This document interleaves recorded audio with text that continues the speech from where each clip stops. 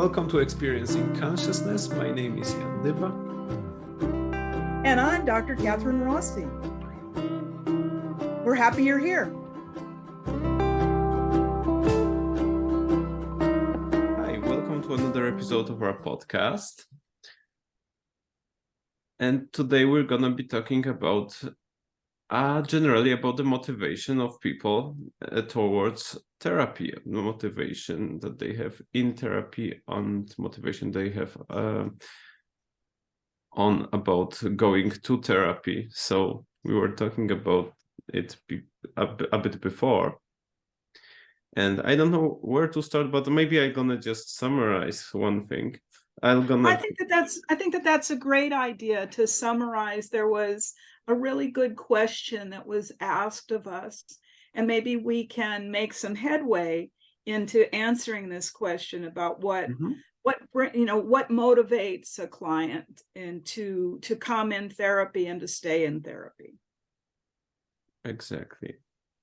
And that there can be also complex cases where the problem may seem at the beginning, the problem may seem very easy to deal with, like, some kind of simple behavioral kind of thing or something like that. And then the client, while being in therapy, it comes out that this is only the surface structure of the problem and that there is something deeper inside. Like, for example, a client may come with a problem of insomnia, for example, or something like that, which seems quite easy, but then it comes out that underneath that there is a problem of trauma of some sort or something like that, that suddenly is being uncovered. Or, the client may not be telling us about that at first because they may be ashamed or something. And the question is, if the client is motivated, for example, to go to the therapy by that simple problem that they think that they may deal with without touching the deeper level, or are they actually motivated by the deeper level problem and to deal with it in some way, but they may or may not be aware that they are motivated by that problem, but by that structure. In other words, where does the motivation to the therapy lies when it comes to a client coming and seeking for treatment? Well, I think it is really interesting, and I'm going to tell you something. I'm not sure if you know about me or not, but throughout the history of my education, I'd seem to take off the weekend and then begin something new. And so I got my PhD, took off the weekend, and then I did 2 years training at the UCLA School of Medicine to become a sex therapist. Mm-hmm. And most fun I've ever had. It was just really great. And so people come in because they have something isn't working. They're not having a satisfying sex life. Mm-hmm. And which is in fact a very simple problem to deal with on the surface of it. And so it's a very brief therapy. It's usually 1 to 3 sessions for most people, but almost always there's something that's uncovered that's under the surface. And so, but I'm not going to tease people about like how this thing goes, that essentially in working with someone that has those difficulties, you ask them to forget everything they ever knew about sex and start again, so that just being totally surprised, and just like the best way to live life is to be surprised. Mm-hmm. But inevitably there was, once that the physical functions were working, they would say, well, actually, we got a few other problems in our relationship. And then there was a choice of moving forward or not. Some people chose to move forward with couples therapy. Some people came in for individual therapy. And some decided, since they were now aware that they had a difficulty, they were going to work it through themselves. But I think that the declared problem, that your example of insomnia, that when someone comes with a simple problem, it's like, great, this is fabulous. Let's see what we can do. And because that's in their consciousness, that's in their declared linear consciousness. I have a problem. I can't sleep. Yeah. But what's underneath that is with the unconscious or the consciousness that's emerging. So I would suggest that both are present when someone comes into therapy. They're certainly going to be motivated by their declared problem. But as they experience it and as they explore, it's going to naturally open up the unconscious to show itself. And people do forget traumas sometimes. So what do you think about that? Well, I'm starting to think, if the progress in therapy, for example, on this simple structure while working on the simple problem, and for example, something starts to emerge, does it sometimes do you have any like cases or examples where the motivation to treatment actually alters during the treatment because the problem starts to alter in a way, in any of the directions? Oh, absolutely. More often than not, people come in and they think that they know what they want to work on, their declared problem. But then when you sit with them for a few minutes and you ask them, as they tune in sensitively to where they are right now, what questions, concerns come to mind. And that's what makes therapy interesting, is that so often that which they thought they came in to work on is not as important today as something else. It's a way of being client responsive instead of having this treatment plan of, well, I'm going to do a 6-session treatment on insomnia. And then you got it all planned out. I'm going to do this session, the next session, and whatnot. But it's much more fun to be fluid, and people seem to get what they need sooner when it's fluid. What do you mean fluid in this context?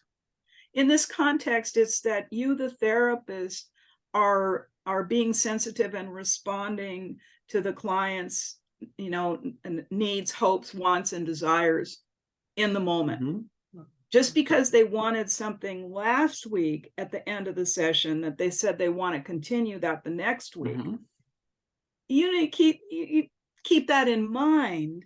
Okay. But they've also, if you see them 1 week apart, they've had 84 ultradians to work through whatever that problem was that they wanted to discuss next week. So it might not be so vital for them when they return.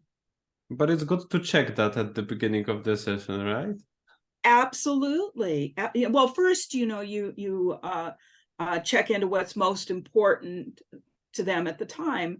And then you can say, well, last week, this was really important to you. And so we can go in different directions today. What direction would you like to take? And it communicates that you really care and that you really remember what that was. And they can then be surprised of, well, yeah, that was really important, but maybe later we'll talk about it. Okay. So another question I may have is how to deal with in this. I mean, while working in this individualized manner, from session to session, how to deal with two things.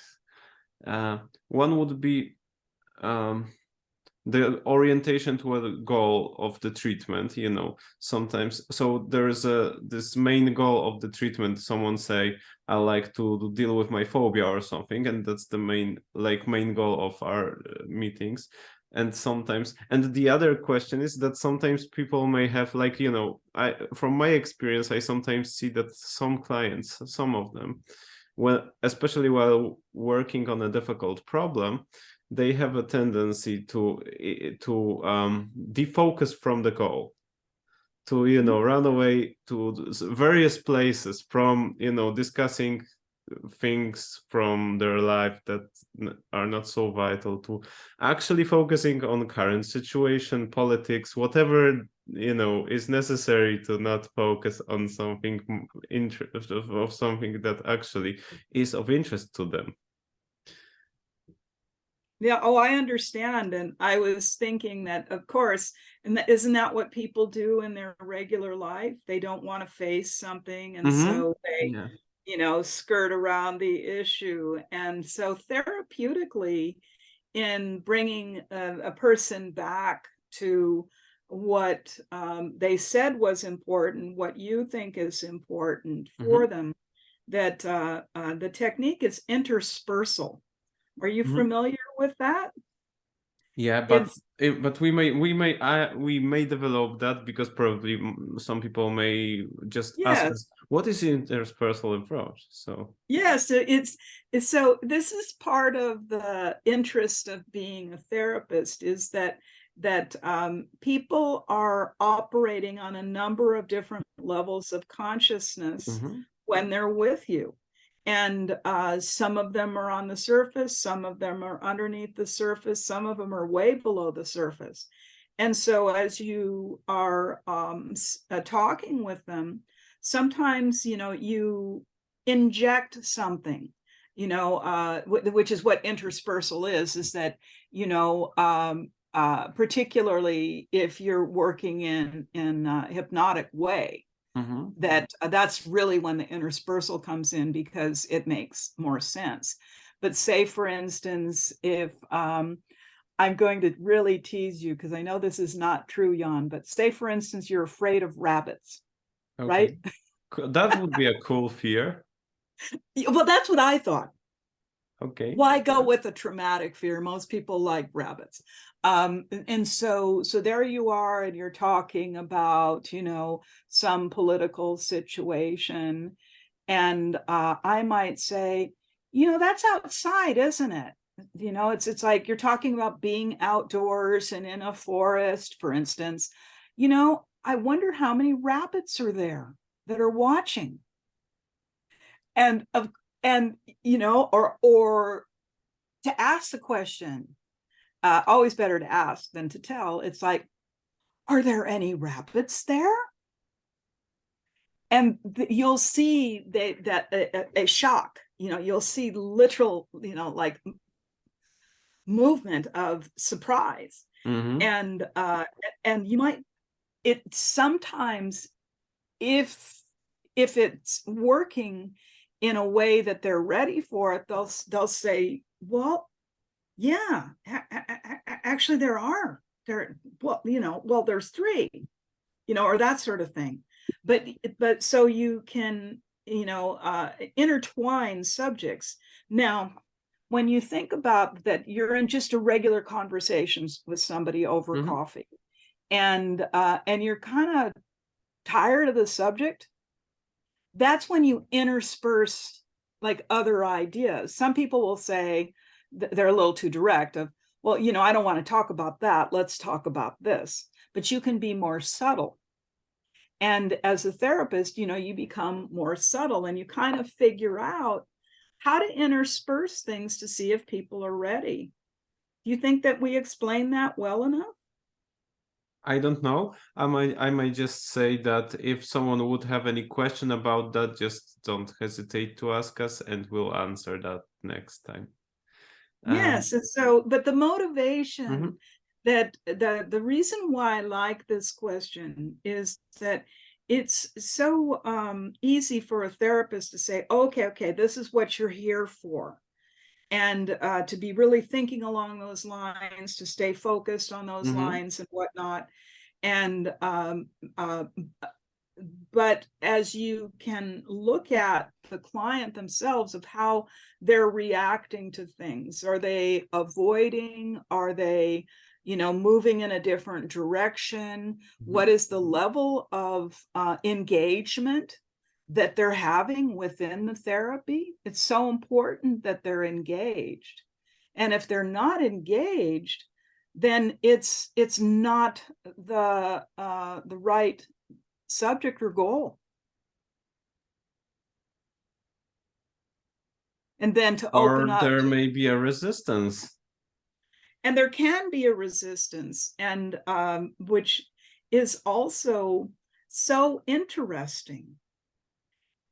So what do you do when someone is having a resistance to working on what they feel is very important to work on? Well, depends. I mean, many times I'll when it comes to that kind of resistance, I am always thinking there is a part in hypnotherapy, an exploratory case book. I don't recall what chapter that was, but Dr. Rossi once told Erickson that he had a client who would go very deeply into a trance, and so deep that they actually lost the rapport, So the client was deeply into a trance, but wasn't reacting anyhow to the suggestions, to hypnotic suggestions. And Dr. Rossi was asking Dr. Erickson how to deal with that and what does it mean. And Erickson said to him that probably means that the client is running away from something into the trance and doesn't want to work on something that's difficult for them. So in such a case, it's important to ask the client in a trance, for example, how much of the problem you want to keep. Yes. And these words are actually very deeply engraved into me, because many times when I ask that question, that dissolves, that melts down the resistance, So I'm trying to find the positive ways to look at the difficulty that the client is having. I'm asking them, for example, what does it mean about you that's really positive that you have this problem? And suddenly, I am advocating for the resistant part, for the difficult part, and the client to resist that further needs to be resisting that part. So I'm advocating for the resistance for that part, and they go, okay, so that may be cool, but it's difficult, but I really want to work on it. But then I go, but maybe it's not necessary to work on it now or so heavily or something. And they go, no, I want to deal with it. And then I go, but it's difficult. I mean, if it's, for example, an anxiety, I go, the working on it means to a degree at certain points of the treatment, facing it, and it's gonna be frightening. I don't know if it's good to do it, being in this position that we are now is more safe. And I go, but I will never get out of this if I won't be, facing it anyhow in some part of the treatment. So then they are trying to convince me to work on the subject. And many times in hypnosis I say, I'll suggest that I never say to a client that they need to read something, totally rid of something, take something out. I go, most of the times I talk about the value of that things in some context, and I go that the unconscious may actually specify more in detail how it wants to use that and utilize that in a specific contexts, more specifically in some ways and stuff. So it's more a question of tuning something up, or tuning in with the reality, than to delete something or erase it. I don't know if I answered your question. Oh, I think so. And what I was thinking is, like in economics, there's the cost benefit ratio. And it's a ratio. It isn't all or one. And that that to have the freedom, some problems do completely resolve themselves. But sometimes it's important to hold on to that little bit. And I'm making an assertion here. I don't know if it's true or not, but people like to remember, what they've learned. Mm-hmm. And sometimes if the problem goes away entirely, it's like, well, does the lesson I learned go away Yeah, entirely? exactly. All my experience and stuff. Yeah. And when you want to help somebody else along the way of knowing what it was like and how it feels, that you want to have a memory of it, but you want to experience it in a way that it doesn't hurt you anymore, potentially. Yeah, so that's another thing that people actually are afraid that if they're gonna change, they're gonna be totally different people, or that they're gonna forget something and they don't want to forget it. Whereas Yes, most of the times, contrary is true, that they're gonna remember it better, more detailed and stuff, but without right. the negative affect, right? Well, and I've generally encouraged people when they're in that kind of a situation, please write it all out, put it onto paper. Mm. And so that if you're concerned that you won't remember these details of what you learned, write it out. And these days it's so easy. You can dictate to your computer and it will type it for you. So you it's not like, the pen and paper Mm-hmm. days. Yeah. That and so there's this like opportunity. And then sometimes what people want to do after that is ceremonially, they want to burn it up. So they enjoy lighting it on fire. I mean, Mm-hmm. there's just so many different things that you can do. And when somebody does light it on fire and now the paper is ashes, they really remember that experience. So It's a ritual. well, it's a ritual, but also it's I kind of refer to it as a body mind thing. Mm-hmm. Physically, you're doing something. And so you take it in a different kind of way. So of course, I'm not going to have anybody light anything up in my office. We're not doing that. If you want, we can go outside, but so it's dealing with it responsibly.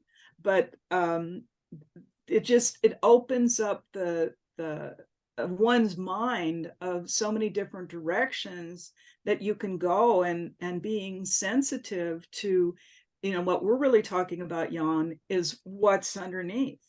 Mm-hmm. It's a common fear of, well, what if I forget? Well, um and that, no, I don't want to forgive this person that that caused me such pain. Yeah. And and it's like, well, you'll only forgive them if one day that's what you want to do. So it isn't about even forgiving and forgetting. But I also will tell people that at some point you may choose to forgive, but you're never going to forget. Yeah. So that you'll know when you're in situations that are similar, you'll be able to react quicker Yeah. to keep yourself safe and also not to become Mm-hmm. irritated. Yeah, and that's actually a beautiful quote. you know, maybe it's that I have the benefit of age and so much experience that when I see some of these things, happening in my life, where someone wants to manipulate you, someone wants to use you, I find it really amusing because I know what's going on and I'm not walking down that path. And Mm-hmm. I don't have to be upset or angry. I'm looking at a person who is behaving in an ignorant fashion, that they honestly think that they could manipulate me. Hmm.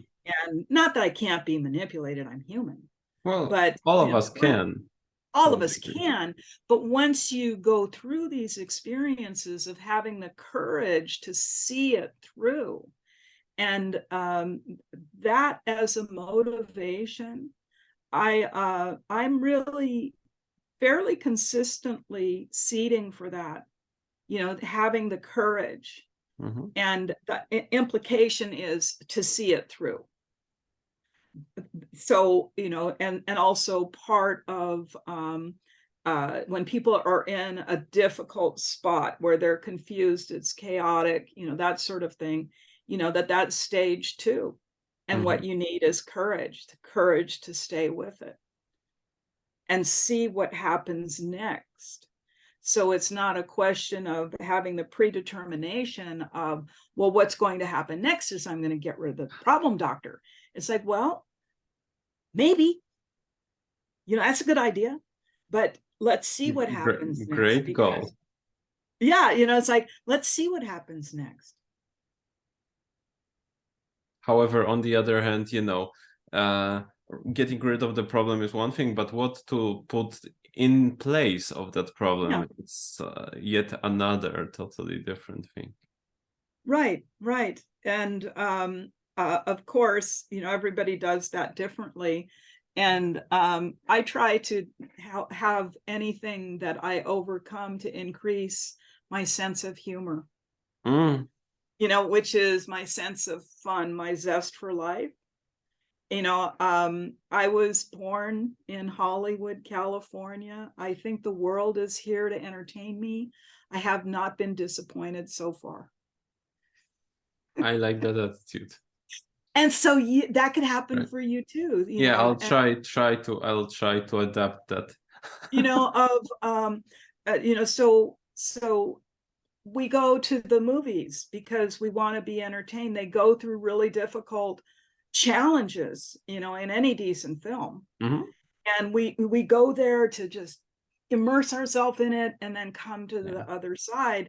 And at the same time, we're being entertained. Yeah, my favorite genre is horror movies. So, think There about you go. the challenges that they have down there. Oh, yeah. Yeah. Haunted homes, cursed places, demons, stuff like that. But one of my favorite actors is actually Vincent Price, so Oh, my there's God. Yes. there is a lot of humor in those movies, Oh, well, exactly. And but so this is a different motivation that we're talking about, which is the motivation of, who do I want to be? Yeah. How do I want to react to things? Do I want to react with hurt feelings all the Mm, time? And exactly. because there's people that are in those patterns, their Yeah. feelings are constantly being hurt. It just breaks my heart when someone is in this particular pattern. And then you've got to learn how to step out of it. And so the motivation comes from, well, who do I want to be? And the questions come up like, well, do I want to be happy? Do I want to be able to contribute? Do I want to laugh? Do I want to be miserable? And to be honest with it. Because people that their motivation in life is to be miserable. Trying It to think happens. about my friends. Yeah, I may think of people like that. Well, probably not your friends, because but it could be. But you meet people sometimes that they actually enjoy that. There's a saying, I hurt, therefore I am. Hmm. And which is a whole other kind of deal with motivation. So I don't, thankfully, I don't think that this is such a popular thing that people are doing today. But I know in the 1980s, people were taking, they were cutting themselves. Well, in Poland they do it also today, but I personally knew, and these were not my clients, these were people that I just knew, two artists who actually said to me that they like to be in a miserable kind of mood.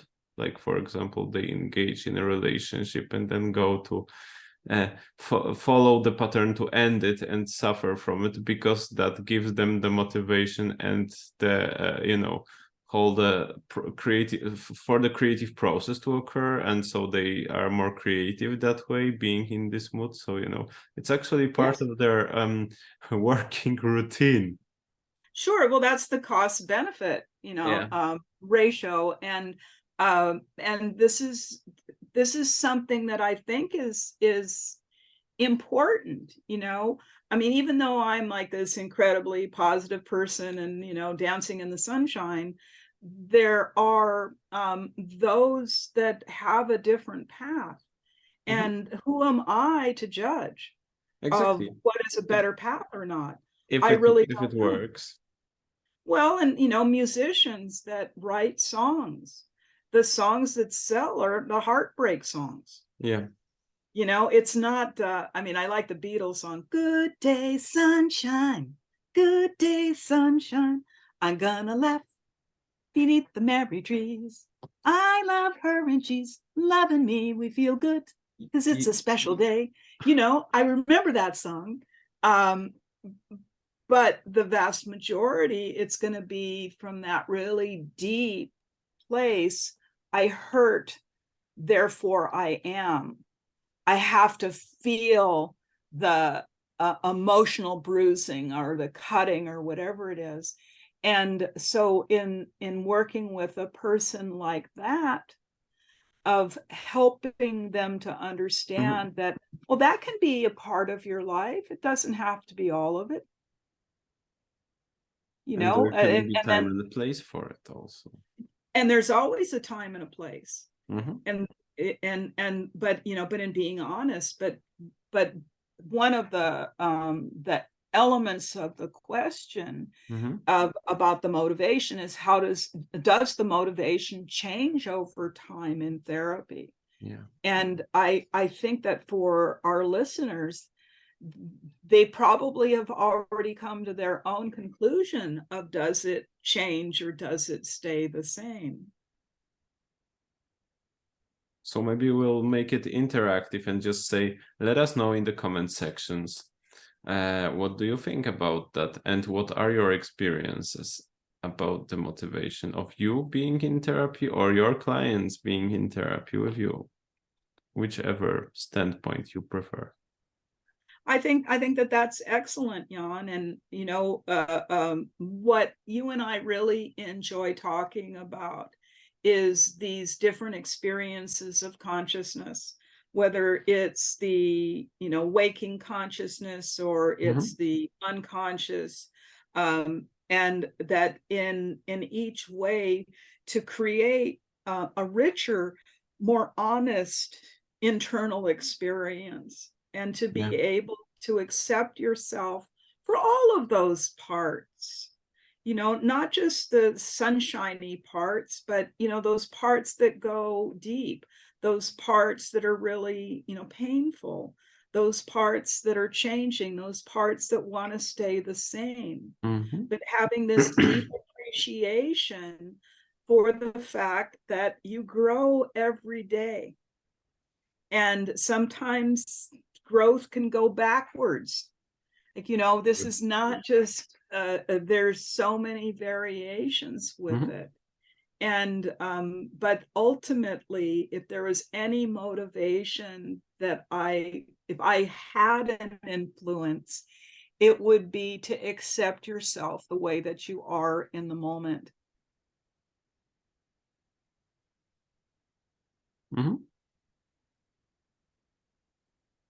It's a lot to unpack. Yeah. And I think that this is a great summary of all that. And,